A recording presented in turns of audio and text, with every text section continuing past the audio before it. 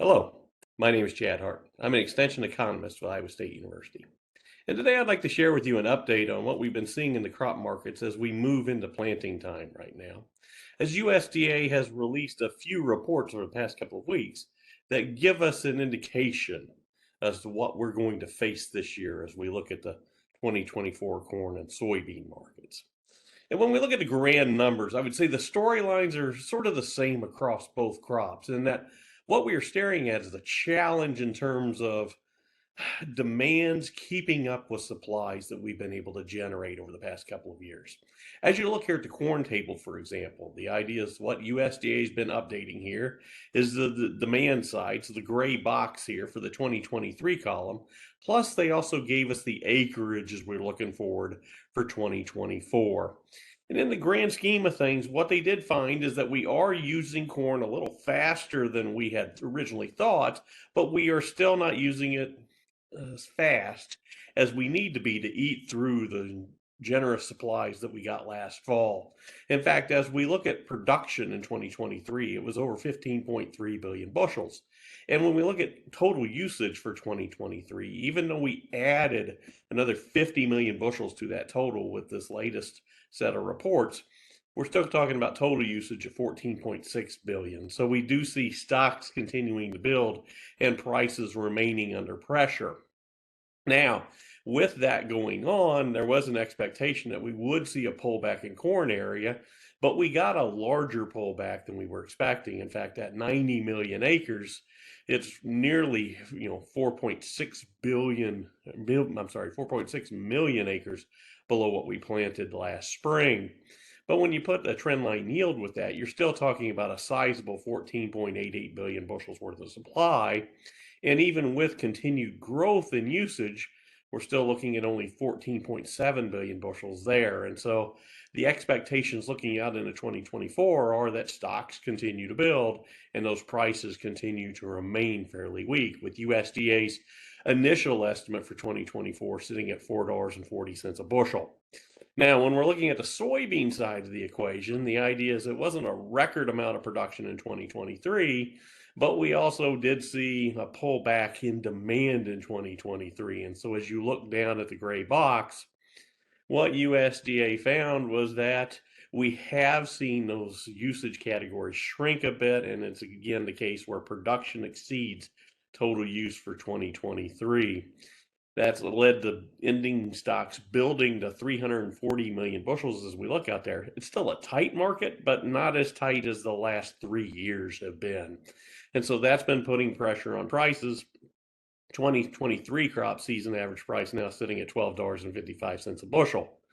But with that price remaining over 12, there was an expectation that we would see more soybeans being planted in 2024. So prospective plantings report said yes, and we got up nearly 3 million acres compared to last spring. So we're looking at 86.5 million acres, which is looking at a expected production of 4.45 billion bushels, which would be just slightly below the record we set in 2021. And while we do see demand building back up again, especially as we look at the combination of domestic crush for biofuel demand and then looking at export demand hopefully rebounding there, we're still only talking about 4.4 billion bushels worth of usage. So just like with corn, stocks build, prices remain under pressure, with the 2024 price estimated at $11.20 a bushel. Now, as we look at stocks, one of the things I like to look at is how that is changing as we move through the year. And with corn stocks, when I look at the difference between where we are here with the 2024, in 2024 versus where we were in 2023, we have been seeing disappearance of the crop building over time. And so, if you will, yes, stocks are getting larger, but at least the rate of growth is slowing down, if you will. At harvest, we were running 1.7 billion bushels above what we had with the 2020 in 2023. Then as we got to December 1, that dropped to 1.4 billion. When we got to March, now we dropped it below a billion. And so hopefully we'll continue to see that disappearance gaining ground as we move over the next few months, and that will help ease some of the stocks pressure in corn. So while corn stocks are trying to move in the right direction, soybean stocks have actually been moving in the opposite direction. We started out with a smaller total supply at harvest, and as we came out of the 2023 harvest season, but in that December 1, our stock levels were about flat with last year. And at March 1, we actually are running nearly 170 million bushels above. And so here's a case where disappearance is not moving. In fact, is starting to slow down compared to last year. And I think that's one of the challenges that the soybean market is facing this spring. Now, looking at the other issue here, it's probably a big question is trying to figure out what happened with some of the principal crop area. When we add the 20 major crops together, and this includes things like hay as well, you're seeing the total principal crop area went down over 6 million acres compared to 2023.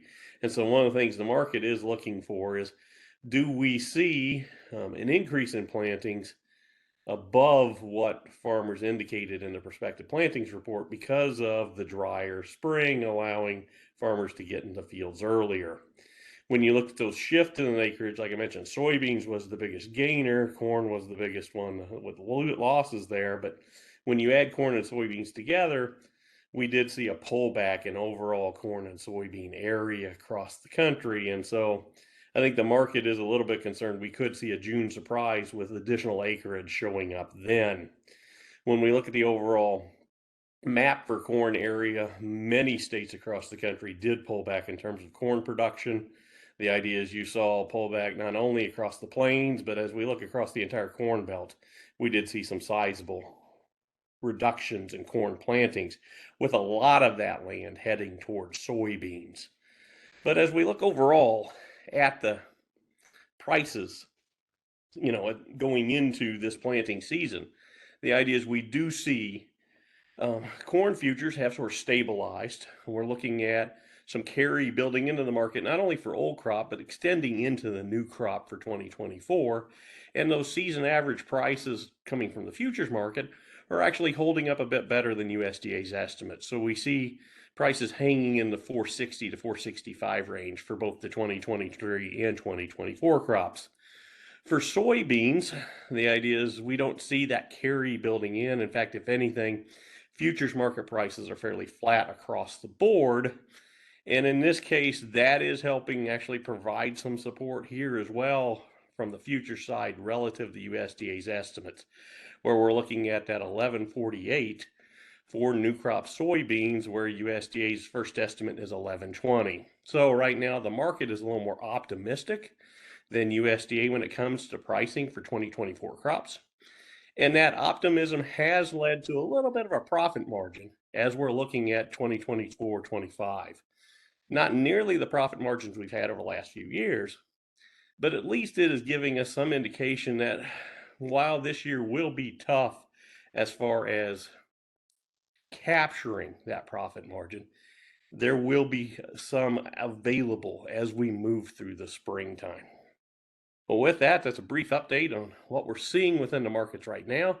USDA will provide an update on these numbers as we go into May. The May WASDE report is the first one that they do look at producing estimates for the 2024 crop. And we'll start to see them update that every month after that. So with that, my name is Chad Hart. I'm Extension Economist at Iowa State University. Thank you for your time tonight.